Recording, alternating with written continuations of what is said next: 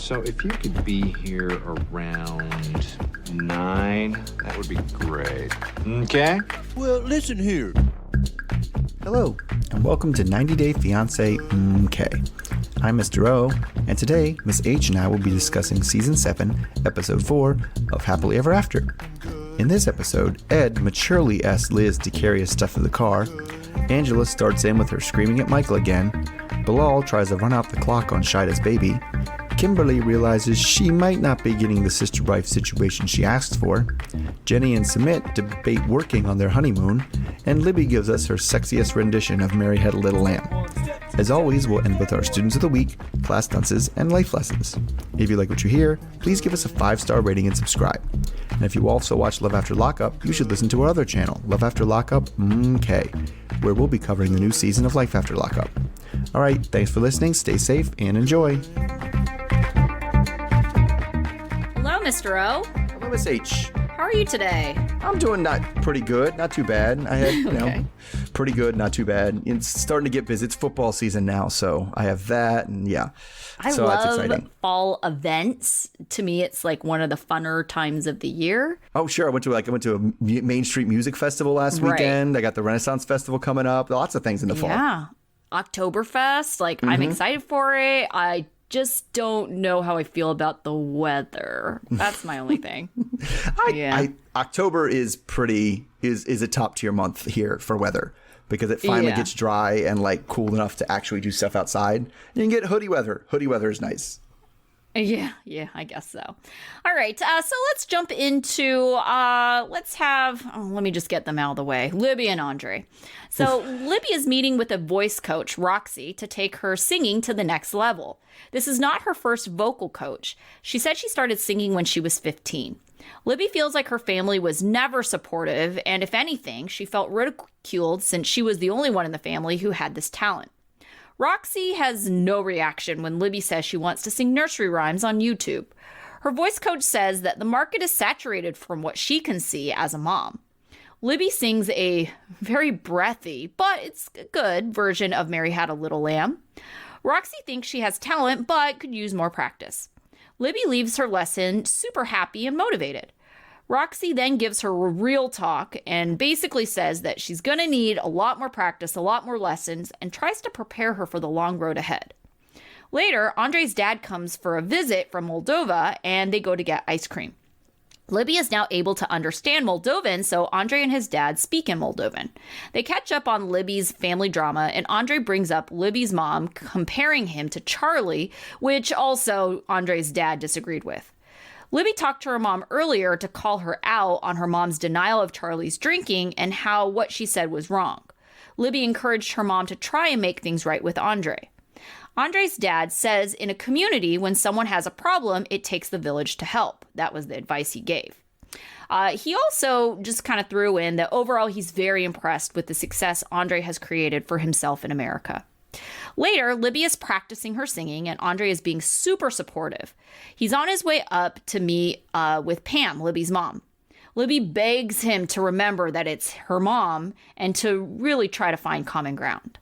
Libby hopes that Pam is understanding of the fact that they don't want a relationship with Charlie right now. Pam meets up with Andre and opens by saying that she felt Andre was disrespectful to her at the housewarming party. And Andre says that it was simply because he didn't feel like it was fair of her to compare him to Charlie. She then invites their whole family to her birthday party, and Andre refuses since he knows Charlie will be there. And Pam asks for a ceasefire for at least her birthday. He shakes his head no. He doesn't trust the drama, especially in front of his daughter Ellie. Andre says until Charlie can get help, he's not even going to try have a relationship. Pam says if he has an issue, he needs to confront Charlie himself. Pam thinks that Andre is trying to cut off the family from Libby, so she calls him a coward. Andre thinks that Pam just cares about putting out the image of a happy family, so nothing really is resolved. Okay, do you think that Andre could just make nice and go to this birthday for a couple hours and, just, do what Pam says? Or do you agree with him that this is not a smart move? So could he? Yes. Should he? No, I'm 100% on his side. Yeah, I agree. if he had to, for whatever reasons, I'm sure they could make it happen. They should not have to make it happen. It's like, he's 100% right. This person is horrible right now. I do not want to be around him. I do not expose my family to him. If you're going to insist that he's going to be there, I will not. And that's the only thing I can do about that situation is not be there, because I'm not going to expose my family to it. And that's totally reasonable. It's 100% reasonable based on what we've seen, how we've seen this man act before and how we've seen this man treat his family. He's totally within what he wants. And he was and he even said it, the way he said it was calm and collected. He was fine. Sure. Yeah. I just don't think Pam, she just didn't like not getting her way. Right. Yes. She thought she would be able to talk him into it and that, okay, fine. Because she's not trying to resolve the bigger picture. Really, at the end of the day, she just wants people to be able to go to her birthday party. Oh, no. She was very much can't you just put a Band-Aid on this gushing wound just for a couple hours so my birthday doesn't have blood all over it? That's what she was doing. Yeah, definitely. So, I don't know. It's interesting because we kind of see a preview for next week that, the sisters aren't sure whether or not to go as well, because they don't know whether to kind of make a stand, and they're kind of leaning towards, having, feeling guilty about not going to be there for their mom. And so it really does make Libby look like the odd person out for really being the only one who's going to stand her ground. And really, just the way this is playing out, it really does make it seem like it's Andre, the one that's making the decision here. Right, which makes it easier for Andre to make the decision because Pam's not his mom, and she doesn't have the same guilt-tripping power over him that she has on everybody else. That's all it is. Yep. She's guilt-tripping everybody. She even went for the biggest tool in his arsenal. They were like, oh, here's a big, European, chauvinistic, manly man. I'm going to call him a coward. That was the biggest thing she could reach for. And he was like, that doesn't even make any sense. I don't understand how he's like, he was a little offended. I'm not a coward, but I would have been like, oh, wow, you're really reaching, aren't you? You're really trying. Because I don't understand how it's the coward's way out. Right. You want him to be brave for what? For what end? To do something he doesn't want to do and have an end that, it's brave, being brave means to endure something for an end. He doesn't even want the end. It doesn't matter to him if Charlie's part of his life. And so it's weird. It was a weird framing from her. Yeah, definitely.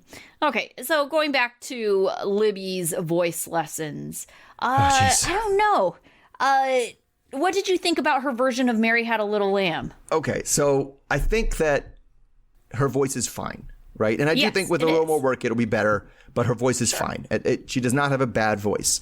That is not the voice you sing fairy tales in. You sing nursery rhymes in. Oh, right. I'm just okay, that was a very breathy, sexy version of Mary Had a Little Lamb. Mine was I know that you want to sing and you want to sing well. We don't have to emote and empathize with Mary's lamb so much. So you don't need to get into the desperation and agony that Lamb has about being brought to school. But it was just, but to me, that's the way it goes. And I think there's a, developmental and pedagogical reason that nursery rhymes are still so they are. There's being sung to people who are learning how to speak and also, are just learning the rhythms and learning how music works and learning. So embellishing it doesn't work for them. They don't like it. Right? I don't think a baby, if you sang Mary Had a Little Lamb like her and then Mary Had a Little Lamb just as simply and as straightforwardly as you could, they're going to take the simple, straightfortwant one. Right? That's the one that makes more sense to them. Because they want to sing along too. Yeah, true. Right. You're right. It's more inviting to sing along to that kind of, to the ones you're thinking of when you think of people singing nursery rhymes. And it was right. Yeah, it was just a huge mismatch between, it was almost like somebody doing a joke. Sing Mary Had a Little Lamb, but sing it like Christina Aguilera. And you're okay, let's go with it. I was thinking more like Marilyn Monroe, Happy Birthday, Mr. President. Yeah. But whatever it is, and the next one they're going to come up and be like, all right, now you sing, Old MacDonald Had a Farm, but sing it like Prince. Go for it. It's a game. Right. But yeah, I mean, we'll see. I think Roxy was right. And I think they've been trying to pull up this singing fairy tales. I keep saying fairy tales. Singing nursery rhymes is a ridiculous idea that nobody would ever make money at. Whereas they kind of made it look like that at first. But then she was like, it seems pretty saturated. And I think that is their bigger obstacle than no one wants to listen to nursery rhyme songs. It's like, actually, lots of people do. But yeah. Yeah. Yeah. All right, so let me go to Jenny and Sumit.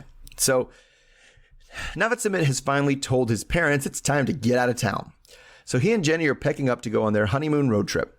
They're heading to Rishikesh near the Himalayas, and they're both really excited. But Sumit wants to get there, earlier rather than later because he doesn't want to have to drive in the dark, which is probably a good idea because we see him trying to drive later and he needs to stay in the daylight. So they're still stuck in that old house for visa reasons. And on the way out, they talk about the activities that are going to be available there. There's hiking, river rafting, zip lining. But Jenny seems like she's looking for more like something like a beach resort where they can just relax and be husband and wife. So obviously, the drama is his family is casting a shadow over this whole thing. And Jenny is expecting that it's going to take Sumit a while to adjust to their rejection. So they get to the hotel for the honeymoon, and Jenny is thrilled that it was like beautiful scenery coming in. The hotel looks nice. And for some reason, after they check in, production asks the hotel guy what he thinks about the relationship. And he's just like, well, I don't know. She seemed kind of old. My family wouldn't accept it. So the room is set up really nice. There's like these towel swans and on the bed and flower petals everywhere, and the bath is already drawn, and Jenny is really thrilled and ready for honeymoon time. They take turns taking like sexy pictures on the decorated bed with roses, and Sumit kills the mood by starting a conversation about getting a job. Like that's where he went. So he wants to get back into business with his friend Rohit and into what he says the food business. So he knows that Jenny is retired, but he's still in his 30s.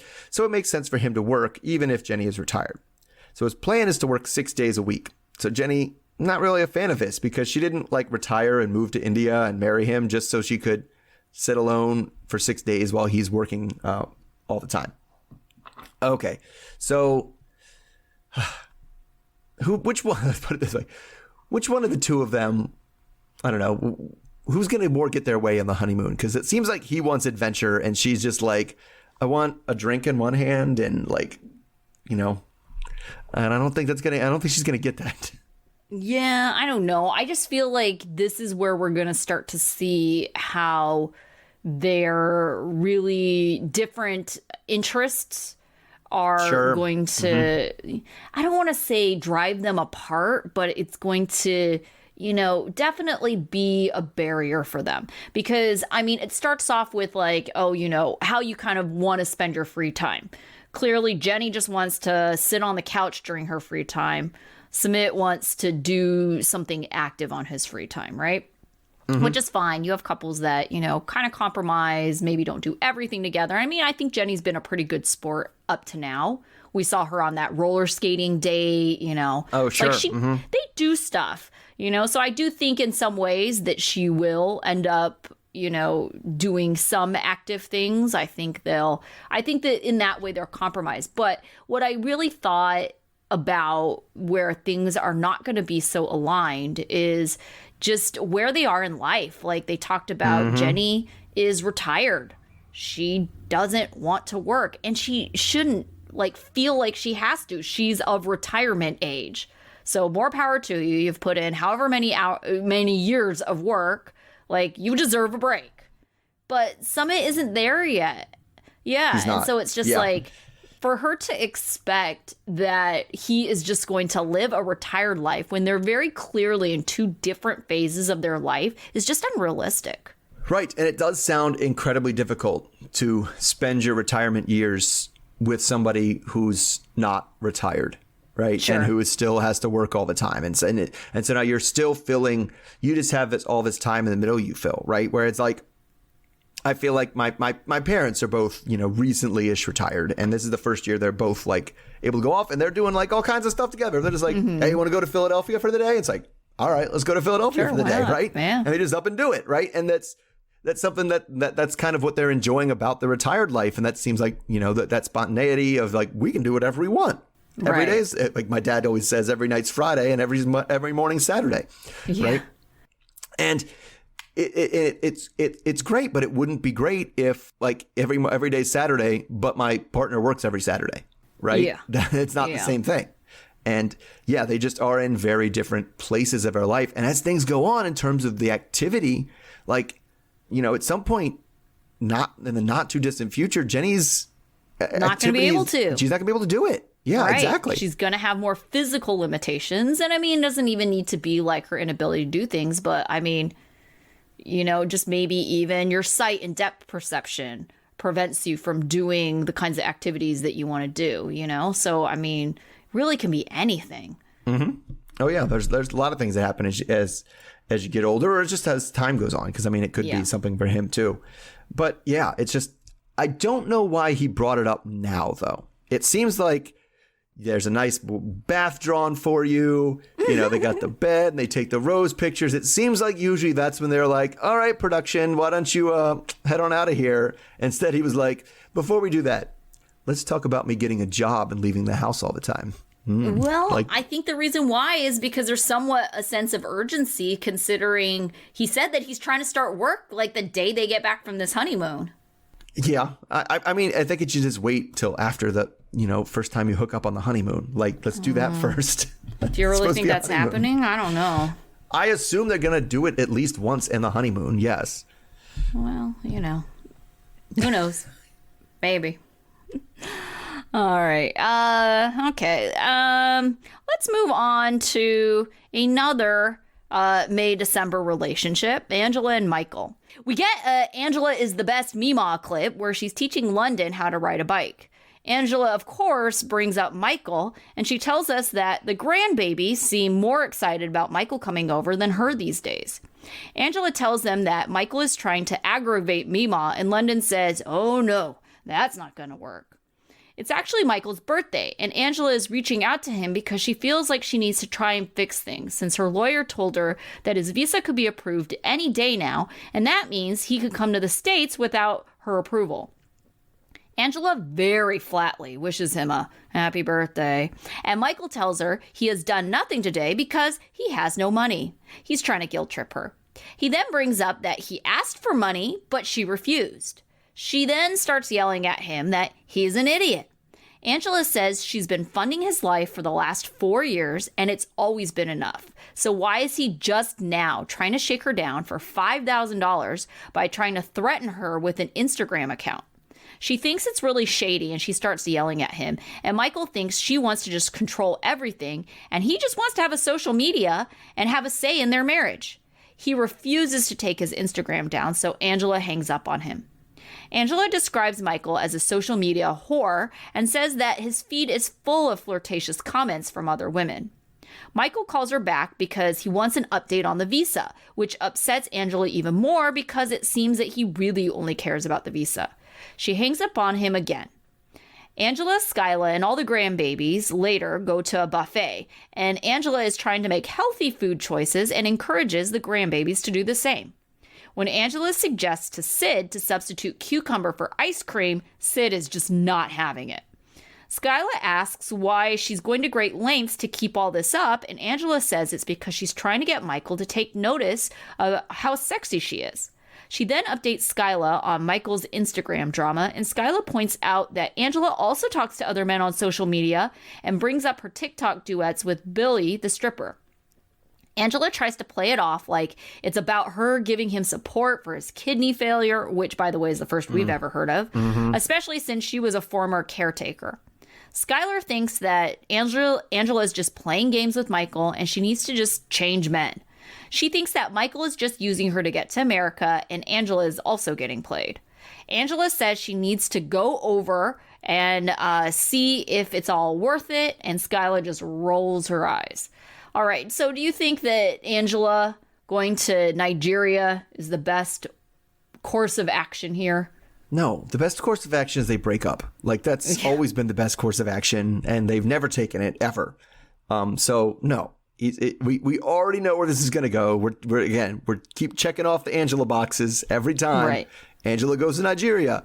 Angela freaks out at somebody that's defending Michael. Angela does something semi-violent. Like, we're getting there. We're getting there. Like, we're getting the boxes. Right. Yeah, definitely. I'm sure the goofballs will somehow make an appearance. Yep.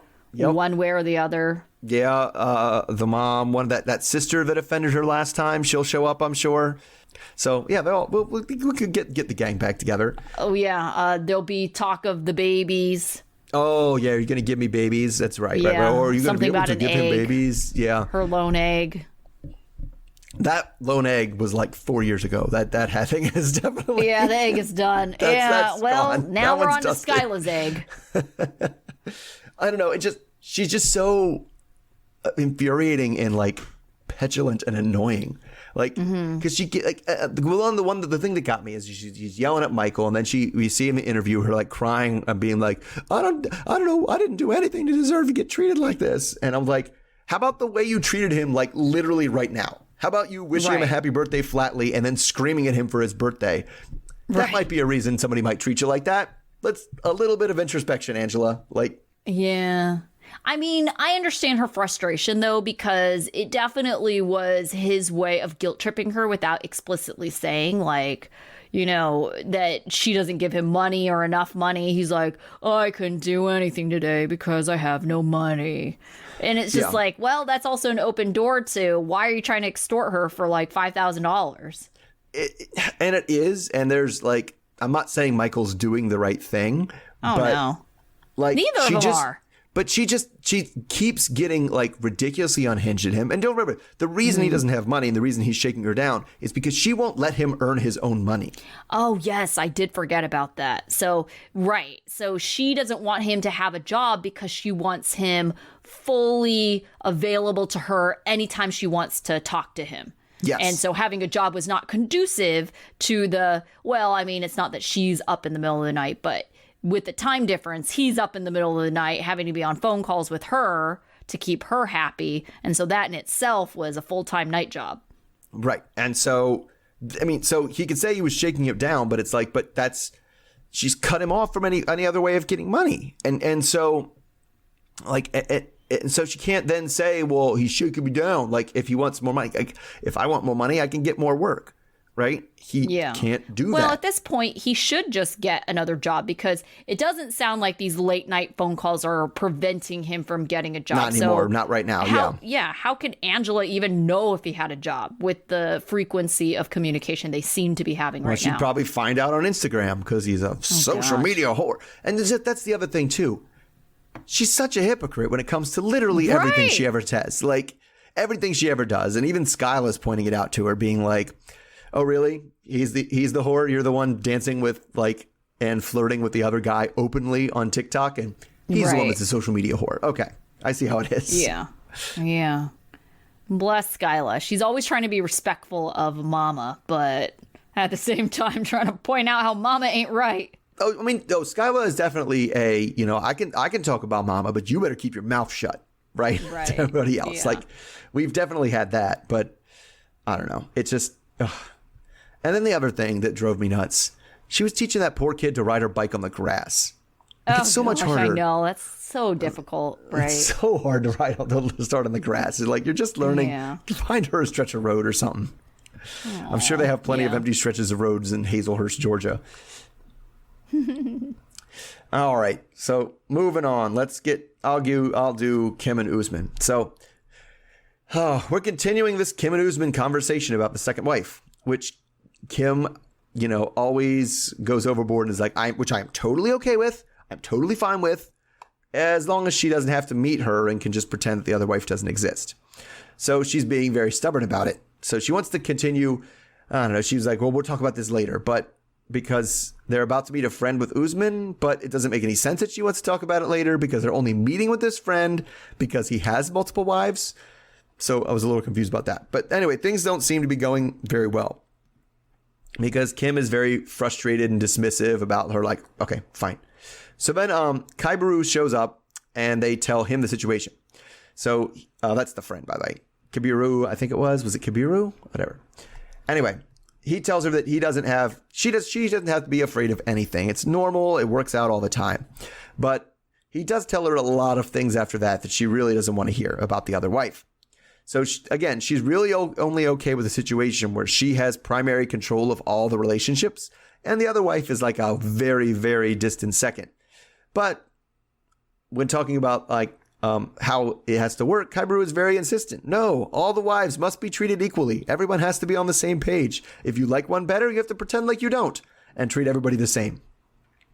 So she insists that this is different than what Usman has told her in the past about how it would work, how in her picture of it, the first wife gets all the love, but the guys clarify and say, no, the first wife gets all the respect, and Kim doesn't care about the respect.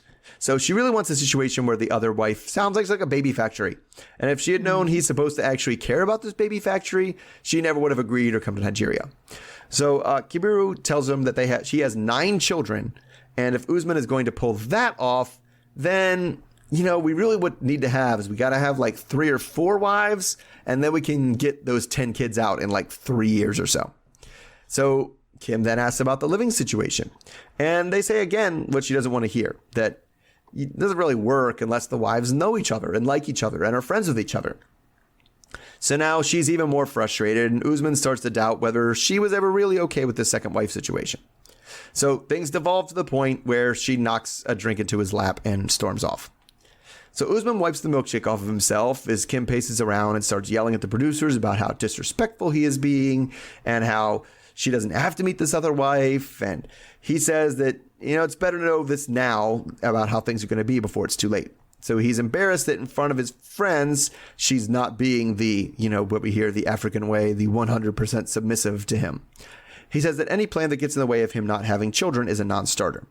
So he goes to track her down and, says things like, this might end up with her leaving and going back to the States without him. So they first fight over whether they should even talk right now, but then they end up in the same car. And he speeds off and they bicker for a while, and then she just stops talking to him. And then she goes from talking to him to yelling at him for lying and interrupting. And she's really upset that he doesn't even think he has anything to apologize for. So later the fight continues into the hotel room, and Usman declares that she's just being jealous about the second wife now that it's becoming more of a reality. So she insists that she does everything to adapt to his culture, and he does nothing to adapt to hers. But he counters and says, what are you talking about? We don't have premarital sex in my culture, and I've done that with you. So she, again, threatens she's going home and leaves the room, and he sits for a while and then follows her, and sounds like we're going to continue this next week. So, what do you think? Are they legit? Is that a fair trade? She takes the Nigerian customs of second wives and 100% submission and blah, blah, blah, while he accepts the American tradition of getting to have sex with her. Seems like a fair trade, yes? Yeah, no, probably not a fair trade. I don't know, unless in his eyes that means he's going straight to whatever his version of hell is. Right. I guess what's the so, punishment exactly for premarital sex? So if it's like a everlasting life in hell, then yeah, I guess that's fair. ? I don't know. But I mean, honestly, I am very happy that this episode has happened finally. I feel like she did need a reality check. Like, second wife is not some baby factory for you, right? Second wife actually also gets to be loved. Yes. Second wife gets to, at least, even if you are the favorite because you're first wife, at least there has to be an appearance like there's some kind of equality in the relationship. And if she can't accept all those things, also, second wife gets to meet you. She gets to meet first wife at some point, yes. Right. Like, all of her ideas, she claims that it was Usman who gave her all. I don't think it was Usman who gave her those ideas specifically. I think it was more so like her saying, well, can we do it this way? And him being like, yeah, sure, why not? Like, I could see it being more like that. Like, so I get all the love. Yeah, sure. Yes, you get all the love, right? Just to kind of, I don't know, sell her on the idea in the first place. Right. It just, if that was just so, like, this woman's 50 years old, thinks that she gets all the love, like it's a limited resource to distribute, and like she gets all of it, and the other person has to be in a relationship where they get none. And she's throwing drinks at people. Like, what? Yeah. Come on. You're like, again, you're 50 years old. You've been around the block, right? You know how things work, and you know not to throw drinks at people. Yeah, but Usman to me is also somewhat infuriating in this like situation, because it's like we saw Usman just let her walk off, right? And so you're just kind of like, good, this is how it should end. But then he like, you know, it's almost like something in his mind clicked, and he's like, have to go after her. It's like, why? Just let her go. This is what was meant to happen. Yeah, you could say, like, at the very end, like, he sits there and just sulks, and it's like a timer in his head, and like something just spoing, and he just jumps up and runs out to catch her. And you're like, why? Just let her go. Like, what do you think has really changed? He's like talking about all these concerns he has. He was like, I knew she was jealous. I knew that this was, you know, that she would maybe react to this. Maybe this isn't the lifestyle for her. It's like, yeah, all those things. Nothing has changed in the time you've been sitting in this chair letting her walk out. Now you want to go after her? And now, because you think that, and you also said that anything that doesn't end with you having babies, having your own children, is out of the question, right? So if she's uncomfortable with that lifestyle, then it's out of the question. And you already said it was out of the question. Why are you chasing her? Right. It makes no sense to me. So, I mean, I'm not saying Kim, I'm not saying I'm team Kim. I'm not even saying I like Kim. But Usman, come on. It's like, it's hard for me to have sympathy for him when he continues to go back, right? He just needs to walk away. Right. Well, and then she does this because she knows he is going to come back, right? Every time she storms off, he chases her. Yeah. Right. It's every time. So annoying. Yeah. That's the behavior that should not be positively reinforced. And it pisses me off that it is. Because it's just like, yeah, she's going to behave like a child to everyone now because she thinks that that's what gets results. And it does, because if he goes back, he's going to give her more of what she wants. So she knows all I have to do is throw a hissy fit, literally throw a tantrum at him. Throw a drink, because this is not the first time she's thrown a drink. Not the first time she's done it. Throw a drink at him, throw a temper tantrum, walk away, and he'll come and give me what I want. Right. Yeah. That is, you're right. Not behavior that needs to be positively enforced. Right. Not that, and yeah, I feel bad. Like, I just hate everybody here. Like, I don't like the two guys talking about like the, you know, polygamy, like, which is, I'm sure, I don't know the details of it, but I'm sure it's extremely misogynistic and problematic, the system that they are talking about. And I don't want them to be coming across, they're the ones who come across as the reasonable people, the ones who are talking about how you must treat both of your wives with 100% submission but respect. Like, oh my God. Right. Yeah. I just, I mean, is anyone surprised with this? You know, it's like no one is surprised that this is a situation that's happening. We all have seen how jealous she is. And what I think is also really annoying to me is it occurred to me that Usman is just like these other partners, and mostly American partners, that date, you know, someone like a foreign fiance, like I'm thinking of Eva and Muhammad specifically, and just like, you know, what they believe in, you know, their culture, and then you're shocked when they like live up to those things, right? And so to me, it's like Usman too. It's like he knows that she keeps on saying, I'm an American woman. I mean, for the love, he married baby girl Lisa, who also claimed, I'm an American woman, you know, and acted all abrasive and, you know, controlling. And it's like, then he's just like, yes, I'm going to marry an American and they're going to adapt to my culture and be submissive. It's like, in what world do you think that that's the end result? Well, then everybody tells him the same thing, too. Everybody tells him that's not going to happen. I mean, the thing that drives me crazy is his dishonesty. Like, I don't deny that you're probably right. Kim probably came up with her ridiculous setup that everyone knows couldn't possibly work, of how this like marriage was going. And I'm sure he was just like, okay, knowing that when push came to shove, he's like, yeah, but at the last minute, I'm going to change it on her and do it the way I want to do it. Like, that was his plan all along. And now he comes in and goes like, well, what did you think? You said you were okay with this. And so he's trying to manipulate her just as much. I'm confused what his end game is. I originally had thought, back when he was on this show with baby girl Lisa, that he was trying to get a visa to come to America because he wanted to make it big, his music career in America. Right. But it just, from talking about the second wife, it doesn't even sound like he really wants to live in America. It sounds like he wants to continue living in Nigeria. And so it's just like, what is the purpose of, I don't understand his attraction to Kim then. Is it because he's trying to get a visa? Is it because he's genuinely attracted to her? It's just like, I don't get it. It's very confusing to me, his motivations in this relationship. I mean, I definitely think his end goal is to be the biggest music star in Africa. Like, I think he really does care about that. Well, he doesn't want to hit it big in the States. He wants to be the biggest thing in Africa. He calls himself King Africa, right? Mm-hmm. But I think he thinks that'll be easier to do if he has access to the, facilities and things and the resources that are in America, specifically in LA and stuff. And I think he just wants a green card so he can come and go as he pleases. Mm-hmm. Right. And then he still wants to have ties to Nigeria. He still wants to live in Nigeria, but he wants to be able to go and cut a record in LA.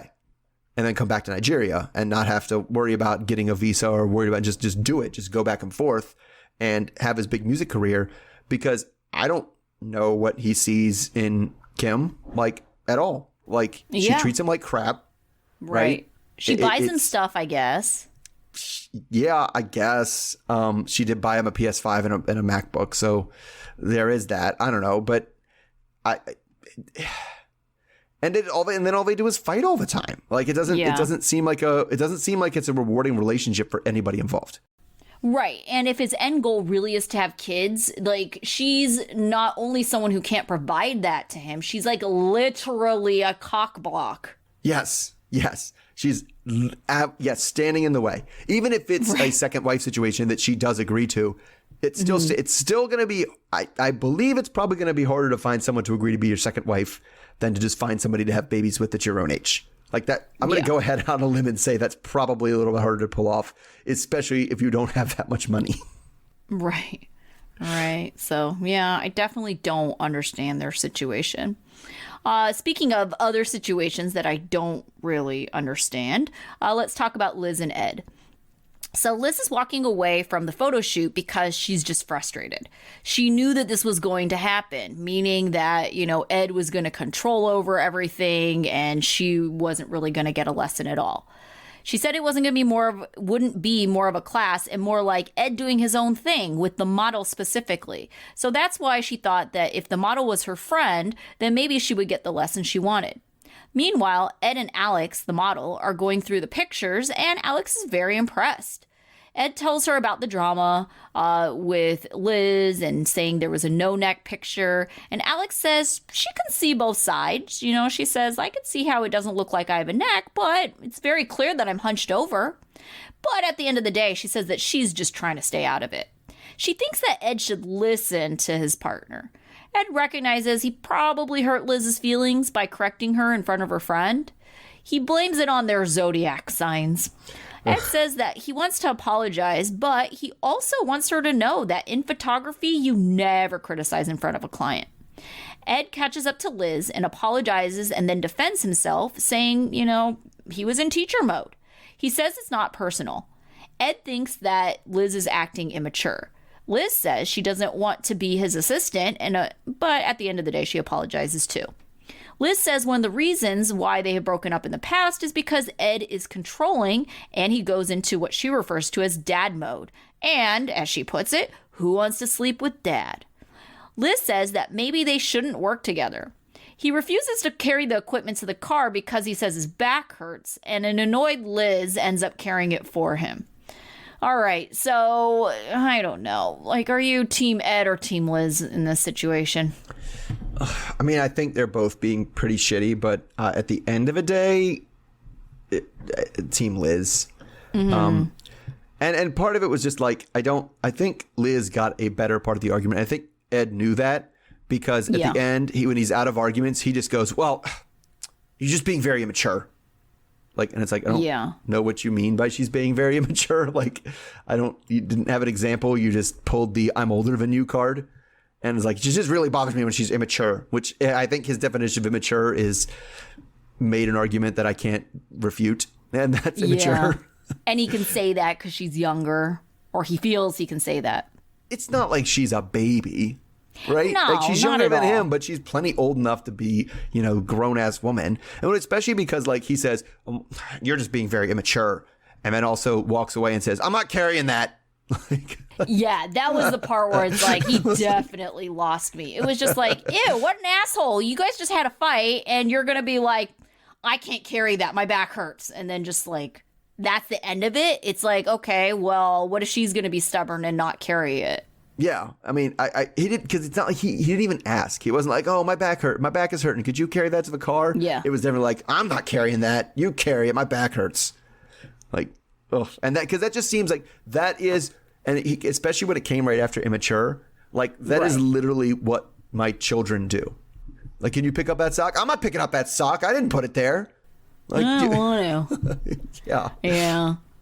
Right. And I mean, I think they agreed that she wasn't going to be his assistant, but he's treating her like it. Yeah. And it's just funny that he said he was in teacher mode. And I was like, he wasn't teaching her anything, though. I think she was right in that. Like, if it was, a different teaching style. But I mean, it was like little things like that. Like, he was like, well, I thought it was really unprofessional how she, you're not supposed to correct a photographer in front of their client. And I was like, oh, did you teach her that? Did you tell her that beforehand? Because how was she's never done this before. How was she supposed to know that's considered unprofessional behavior if you don't tell her, Right. Like, so, I don't know. And then he did the zodiac sign thing. Oh, that one made me mad. It's like, I literally had to look it up. I was like, is that even a bad match? I have no idea what's supposed to be a good match and a bad match. Well, like, what did you come up with? It's a bad match? It's a medium match. It's not a great match. I think the age difference makes them more of a mismatch than their zodiac signs. Okay, so then I looked, of course, then once I started looking that up, then I looked up me and my current partner, worst match for each other, absolutely, in terms of signs. And I was like, we don't fight at all, so don't play the signs. This is not right. Right. Well, I think the other thing that he was saying was that, those two zodiac signs specifically are very stubborn. And I was like, I feel like I know a lot of people who say that about almost every zodiac sign. I was like literally getting into a little bit of a hole. It's like, I don't even know what the signs are supposed to be. I swear there's 12 of them. 10 of them say loyal. I'm like, okay, right. Well, like, okay. So all the cheaters are these other two signs? All these other two, yeah. Like, there's probably 11 that say they're stubborn. It's like, yes, okay. Exactly. Yeah. There's so many of them say they're stubborn. So many of them say they're loyal. And it's like, there's just like 4 words and we just mix them all together. And again, I look at all of them. If I cover up a zodiac sign and read it, I'm like, that halfway describes me for literally all 12. Yeah, sure. Yeah. Yeah. I don't know. They're both just annoying. Like, yeah, I definitely think it's one of those things where people use zodiacs to make them feel like more confident about something that they already think. You know what I'm saying? So it's like if they already kind of think like, oh, we're incompatible, and they read like, oh, you're incompatible. It's like, see, the zodiac said that.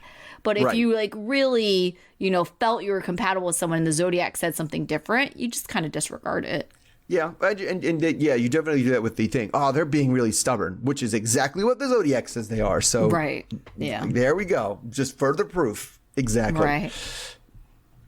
All right. So speaking of stubborn, let's go to Bilal and Shida. Oh goodness. So first we see Shalal and Bilal. They're going shopping to get some poppin' decor for the house. So Bilal, being the father, knows that he wants to make sure that she knows. When we go here, we don't need anything, so you don't have to feel like you have to buy something. So they get to the shop, and Bilal and her disagree over how much color they should include in the home. Shida thinking they need some, and Bilal is like, what's wrong with shades of gray? So not even shades of gray. He's like black and white. Everything's black and white. So But he doesn't want to buy the $250 pillow or the $450 backgammon game. He even brings out a calculator to do some quick currency conversions just so he understands how many dollars in Trinidad $450 is in the States. So he also just so happens to come across a book about newlyweds that illustrates, among other things, like how about spenders versus savers. And so anyway, soon Shida gets distracted by the baby clothes and baby decor. And Bilal is like, moving along, please. And then, of course, that just gets into the argument about having babies right now. So she's only got 2.5 years, until the weird baby clause comes up in the prenup. She says when she turns 40, he owes her money. He thinks that what did he say? That he duped her. She planned this serendipitous trip to the furniture store, just that she knew also had baby clothes, just to get him talking about this. So he's very adamant that they won't have a baby this year because once you have a baby, your life stops. Oh, and also they're not getting along that well, so a baby probably isn't the best choice. So she's serious about it and wants to see a fertility specialist, which she thinks is dumb because they have yet to even try to have a baby. So how would they know that anything isn't working? But she wants to do it her way because she's like, let's just get it. Let's do this so we know if there are any challenges before they come up. So the next scene, Bilal is going to the food bank at the mosque to do some work and also to meet with his mother. But for us, it's an excuse for him to talk about this baby with his mom. Also in the interview, he compares, I just throw this, talking about the baby. He says, well, it's like the plague, that you want to avoid the plague as long as possible. It was weird. And then he says it, I'm not trying to compare a baby to a plague, but he totally does. So anyway, with mom, he gives her the whole shopping story. Bilal feels like he's being tricked into having this child now. And mom is like, I thought it was in the prenup that you would wait. So he tells us in an interview that he feels like his first marriage struggled and ultimately failed in part because they didn't wait to have children like he wanted to. He says that he absolutely does not want a child right now. He asks mom how quickly her and his father had children, and the answer is a month. They got pregnant 1 month after they got married. So mom asks whether Bilal is being real here, or is he just hoping to string her along long enough that the baby issue disappears. But, he says that Shida has baby fever to the 10th power, so that's probably not going to work. Okay, so does Bilal know how to math with this 2.5 years? And he's like, if we wait 2 years to have a baby, he knows that the prenup thing is whatever they say. If they said it is, he owes her money when she turns 40 without a baby. He knows he's going to have to pay that money, right? Right. It really frustrates me because I feel that he has an ulterior motive of stalling, right? Oh, it's 100%. like, yeah, totally. I think he just doesn't. I want kids. I think he's not being honest about it. He really doesn't want to have kids. And he's like, if I can just wait until it's a little bit later, we're going to have problems because she's a little bit older. And then it just won't happen. I feel like that's in his mind what's happening because yep, I don't see how you could possibly recognize that your partner is pushing 40 and not realize this has to be this is a now or never situation. Yet. Yeah. Right. It's definitely a different situation. The fact that he was just about seeing the fertility specialist. And she's absolutely right. We need to just know what our situation is right now. We don't even need to be trying. We just need to know what the situation is. Yeah. When she's pushing 40, yeah, it's more likely than not you're probably going to have problems. Right. So if I have dwindling eggs or, follicles, then we're probably going to have to start trying now. Or let's get our eggs frozen so that way we can look to the future. It isn't a smart move if this is what you really want to not see a fertility specialist now. And I think that he's really just trying to drag his feet because he doesn't want this. Oh, well, you know what the Reddit conspiracy theory is about why he doesn't want to see the fertility specialist is? Have you heard that? Oh, he doesn't want to hear that he's unable to have kids. He has a vasectomy. Oh. And he knows the fertility specialist is going to find that out. And then wait, you think he has a vasectomy? No, that's the conspiracy theory is that he has a vasectomy. And then that's what he's trying to string along. But if that was the case, that would invalidate the prenup completely, wouldn't it? Like, Yeah. that would mean he lied to her about the conditions of the prenup. Right. I don't think it's that. It'd be like right? if you hid money, if you hide money, if Right. they comes out, you sign a prenup and they found out, oh no, you had a whole other bank account with money in it, the prenup is invalidated. Sure, It's like done. I understand that, but I'm just saying that I don't think that that's a very tin hat conspiracy theory. I don't think I buy that. It's also, I don't even think he's that shitty to lie to her about that Right. for that Yeah, many that's years. more I'm of an just saying, ed play, right? right. Yes. Yes. He literally did that. Yeah. I mean, and vasectomies are reversible too. So Yeah. I mean, So it depends on how long ago you had it, whether Yeah. the chances of success of the reversal. It goes down as the longer ago the vasectomy was. But yeah, I mean, I think more realistically, I think you're right on the ball. He thinks the longer he can delay it, the more likely it just becomes they try for a while, it doesn't happen, and then they move on. right. Because what can you do at that point? So I think he's just trying to run out the clock by Yes. stalling her. Yeah. Because he knows it's going to be harder. And I think she kind of sees through that. I think she knows that's what he's doing. Yeah. It's and just it's messed up. It is messed up. It's totally messed. Yeah. This is not someone you should marry then. Like, if Right. you are done with children and this is a person that is gung-ho about having children and it's not something you want to do again, you can love that person a lot, but you have to let them go so they can have what they want. Right. Like, you have to. And it's just not fair to her. It makes me so upset. It's like, okay, so she figures out your plan, right? Your plan of trying to stall and not have kids. And so then she finally breaks up with you. She's 38, 39 at this point. Yeah, you took away her chance. You took away the chances and she had. that's Absolutely. super messed up. Right. It's not like something that you can just do indefinitely. Like, this is a time limited thing. And if you're going to use the methodology of stalling for time, then you've taken that away from her, like with anybody else. Yeah. Not just you. Yeah. So, Bilal. I mean, it's hard to say he eventually wants a baby when he compared it to a plague. He said the baby was like a plague. And then earlier was like literally picked it up and was like, your life over. Your life is ending. This does not sound like a person who is open to having kids in the future. It doesn't sound like it at all. No, he definitely doesn't. And I mean, he did somewhat hint to why he feels that way.